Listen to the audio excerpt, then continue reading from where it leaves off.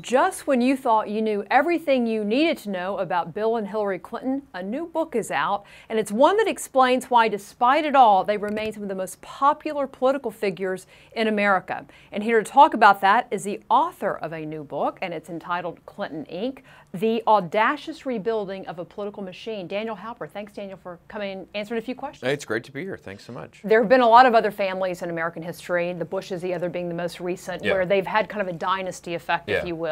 You had the Kennedys.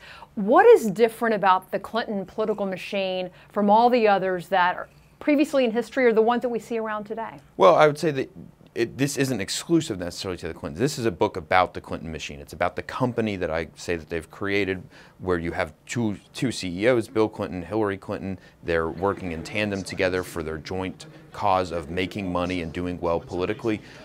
But it's not exclusive to the Clintons in that this is a book about American politics. Some of the lessons that you learn from this book hopefully can be applied and distributed to other political families and other political operations like the Kennedys or like the Bushes in some respects. And I also talk about the Bush relationship with the Clintons because I think that's a real important lesson and window into how they came back. So let's talk a little bit about that. I mean, with Bill and Hillary, even though 13 years ago, 15 years ago, people would have questioned, do they have a future in politics?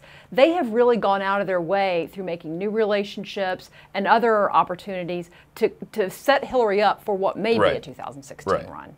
The Clintons understand how politics works, and politics on a human level is human interaction, it's human relationships, and they have gone systematically and tried to repair their relationships. First, when they leave the White House, they realize, hey, it was Republicans that impeached them, and so they tried to win over Republicans with late-night phone calls to Newt Gingrich. With Ken Starr was in my office recently, and he was asked, how did they come back? He goes, oh, they're so lovable, and that's sort of an amazing statement for somebody like Ken Starr, who devoted so many years to investigating the Clintons. So I think they understand how relationships drive politics and how humans interacting with each other is the basis of politics, and that's what they've tried to accomplish by trying to win over all these Republicans systematically. Have they won over enough, and this is kind of the question that comes out of your book, have they won over enough people on the Republican side that it would be hard to build kind of a coalition against Hillary?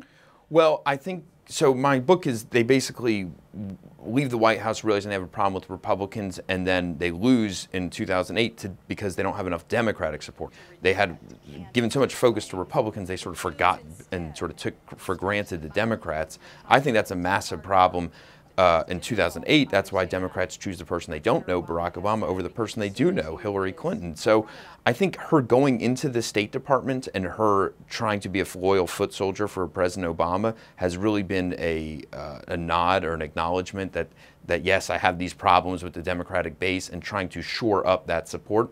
I think given all that, she's sort of moved away from some of these relationships with the Republicans. I think they're still there, they're still dormant, but I don't think they're gonna, I don't think that many Republicans ultimately are gonna vote for a Hillary Clinton candidacy. If Hillary does win, what would be the role of President Obama or Team Obama? I mean, do you think he would come out and be supportive of her? Yeah, absolutely. I think President Obama has taken to governing through executive order and executive action. I think a Republican coming in next could just, sign one long executive order that would outdo or undermine everything that he's done. He needs a Democrat. The most plausible Democrat right now is obviously Hillary Clinton, and he needs Hillary Clinton. And so I think that means that he's going to want Hillary to become the next president because his legacy is at stake. He has personal interest in all of this as well. Okay, two final questions for you, and one that I know many of the folks watching this are going to want to know the answers to, which is, what would keep Hillary from running in 2016? Is it her health?